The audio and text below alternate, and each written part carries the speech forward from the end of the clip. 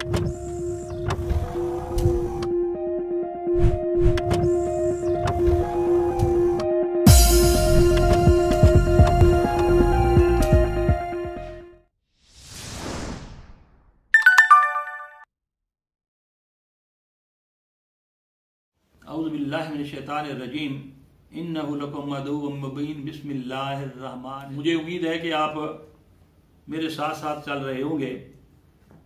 अब हमने कुछ प्रैक्टिकल चीज़ें जो हैं वो शुरू कर दी हैं।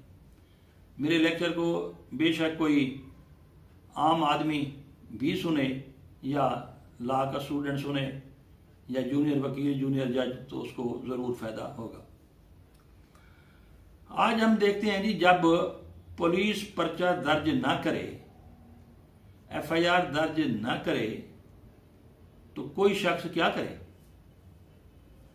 आप देखें जी, ज़ाब्ता फौजदारी हमारा मौजूद है, अंग्रेज़ों के ज़माने से ही चला आ रहा है।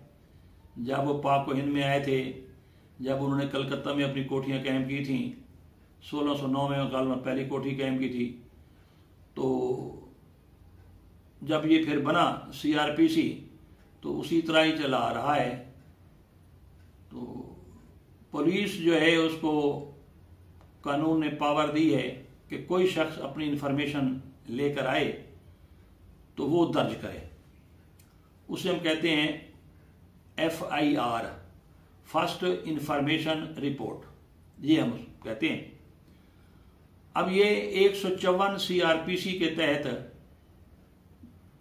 यानी ज़ाब्ता फौजदारी के तहत कोई बंदा जाएगा, वो अपनी इंफॉर्मेशन देगा कि मेरी चोरी हो गई है, या मेरा कत्ल हो गया है, या मेरे घर में डाका पड़ गया है, या बच्चा अगवा हो गया है, वगैरह वगैरह वगैरह, जो भी होगा, ज़बानी या इन राइटिंग, वो पुलिस को अप्रोच करेगा। पुलिस बाउंड है कि वो 154 के तहत उसकी FIR दर्ज करे। उसके बाद फिर 155-56 की तरफ इंक्वायरी करती है, इन्वेस्टिगेशन करती है पुलिस।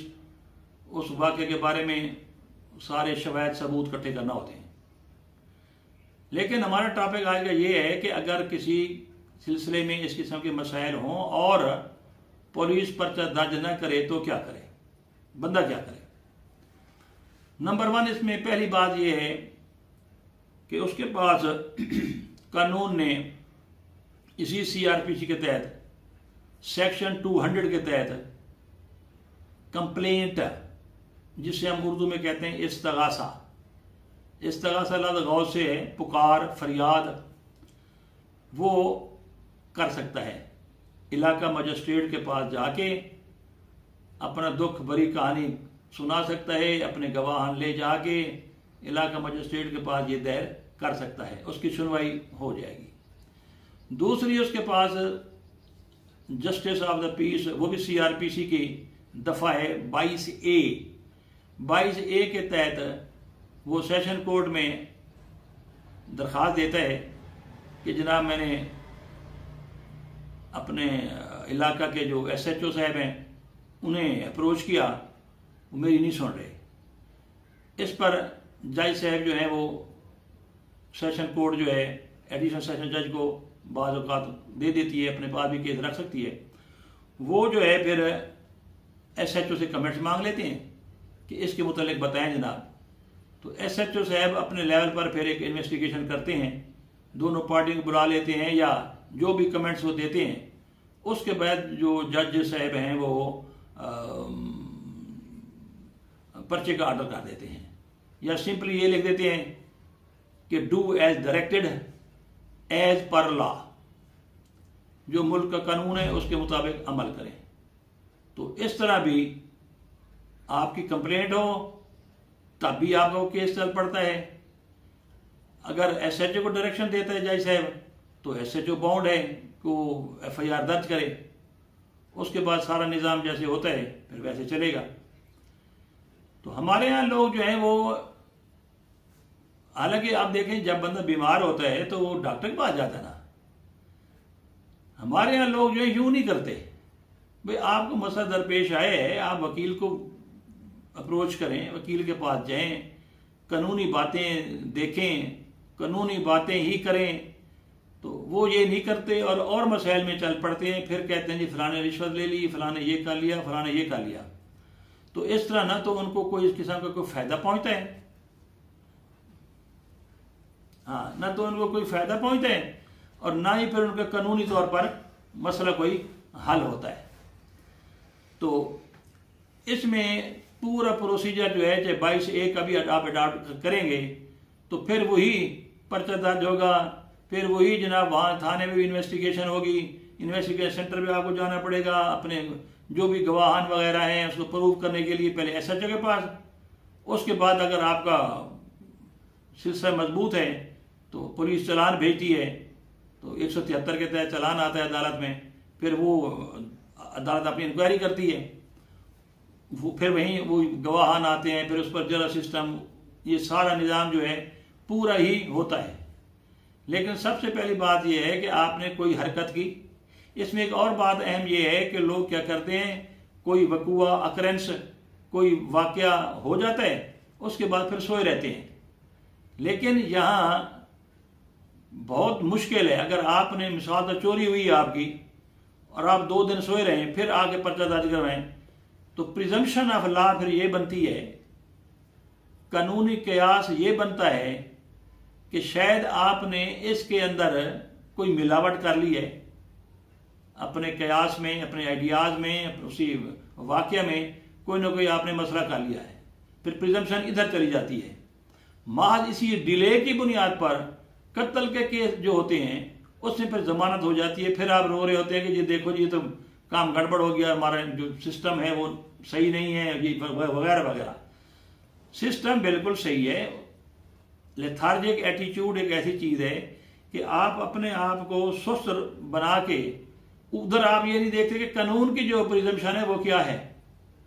कानून की प्रिजम्पशन ये होती है, अगर आप फेन रोड लाहौर जाएं तो वहां एक उन्होंने दीवार पर एक खातून बनाई हुई है, अंधी है, और उसने तराजू हाथ में लिया हुआ है। क्या मतलब है इस बात का? इसके बाद ये मतलब है कि कानून तो अंधा है। खातून जो है वो कानून का सिंबल है कि वो तो अंधा है, आप जिस परड़े में जो सबूत डालेंगे आप जीत जाएंगे।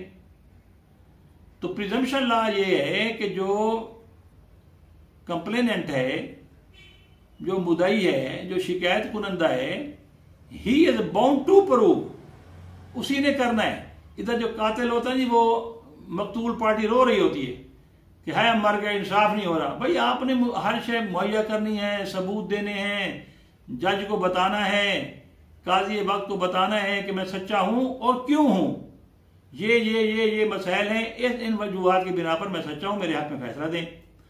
हम लोग क्या करते हैं, हम कहते हैं क्योंकि मेरा भाई कत्ल हो गया है, अब पूरा मुआशरा, पूरी दुनिया उसमें आ जाए, हर शख्स ये समझे कि मैं सच्चा हूं बस। भाई जब आप प्रूव नहीं करेंगे, अपने आपके गवाहन सही अंदाज से गवाही नहीं देंगे, डर जाएंगे, या किसी ने रिश्वत दी, कोई और मसला किया, उनके साथ लग गए, तो उल्टा फिर आओगे। भी मैंने भी पिछले लेक्चर में कहा था कि परजरी जो है, गलत बयानी, उल्टा आप धरे जाएंगे उसमें।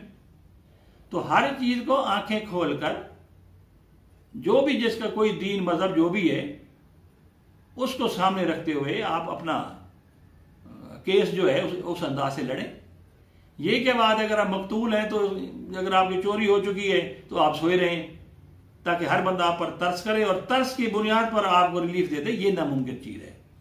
आप कम से कम ये ज़हन में रखें कि जो मुल्क का कोडिफाइड लॉ है, जो मुल्क का कानून है, जिस तरह लिखा हुआ है, हमारी पुलिस जो है वो भी बाउंड है, हमारा जज भी बाउंड है, हमारा वकील भी बाउंड है, और आप भी बाउंड हैं कि जो कानून जिस तरह जैसे जैसे है, आप हैरान होंगे कि जो फैसला जज देता है वो भी लिखा हुआ है, चाहे वो CRPC है, चाहे वो CPC है।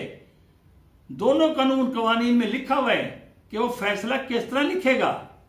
यानी आप ये देखें, हमारे जज को, क्योंकि कोडिफाइड लॉ है हमारे मुल्क का, तो कि जज को ये पावर नहीं है कि अपने अंदाज से कोई चीज लिख दे। तो एक लाइन दे दी गई है कि जनाब आपने इस तरह काम करना है, गवाह लेने हैं तो कौन से सेक्शन दफे के तहत होंगे, आर्टिकल के तहत वगैरह वगैरह। और फैसला लिखना किस किस तरह है, उसके एवरमेंट्स क्या क्या होंगे, किस तरह होंगे, डिक्री होगी उसका क्या मतलब होगा, जजमेंट होगा उसका मतलब क्या होगा, वगैरह वगैरह। ये सारा निज़ाम जो है हमारा लिखा लिखाया है, कोडिफाइड लॉ है। इसके अलावा किसी को पावर नहीं होती।